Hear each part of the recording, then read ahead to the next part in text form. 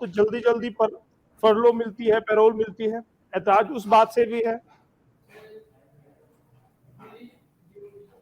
देखिए, एक आदमी सजा भुगत रहा है और किन किन जुर्मों के ऊपर उसको सजा हुई है, वो देखने वाली बात है कि भाई इतने ये गंदे कर्म कर करके एक आदमी को सजा हुई है और उसे पैरोल पर वो अगर बंदा आ जाता है तो उसको अहमियत देना और उसके आगे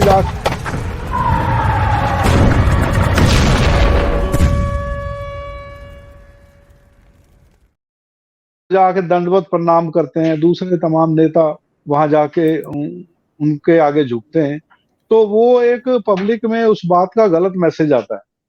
अगर कोई पैरोल पर आया है, उसका व्यक्तिगत कारण है, कुछ है, तो वो ठीक है, लेकिन वो भी अपने प्रचार कर रहे हैं, जिस तरह से प्रवचन करते हैं वो करते हैं उस पे पैरोल पे आके, और लोग उनको सुनने, जो उसके पुराने फॉलोअर हैं, पहले नहीं आ रहे थे, शुरू में लोग हिचक रहे थे, अब लोग उनके पास आना भी शुरू हुए हैं, उनकी उनकी बातों को, उनके प्रवचनों को भी सुनते हैं।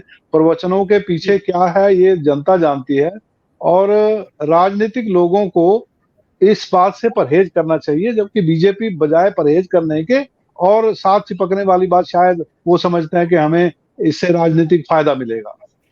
तो इस बात पे हम कह सकते हैं कि भी ये रवैया गलत है। लेकिन भाटिया जी, आरोप कांग्रेस पर भी लगते रहे हैं कि कांग्रेस के नेता भी दरबार में हाजिरी लगाते रहे हैं राजनीतिक फायदे के लिए।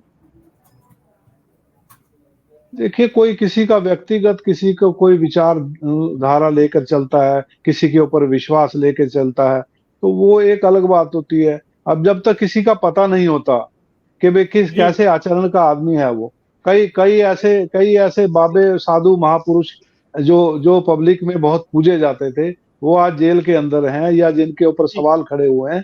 तो ऐसे आदमी जब तक पता नहीं होता तो अलग बात है। जब एक आदमी को सजा हो रही है, एक आदमी ट्रायल भुगत रहा है, तो कम से कम राजनीतिक लोगों को तो उससे परहेज करना चाहिए। परहेज किया जाना चाहिए, इसके पक्षधर आप जी भी हैं। जी।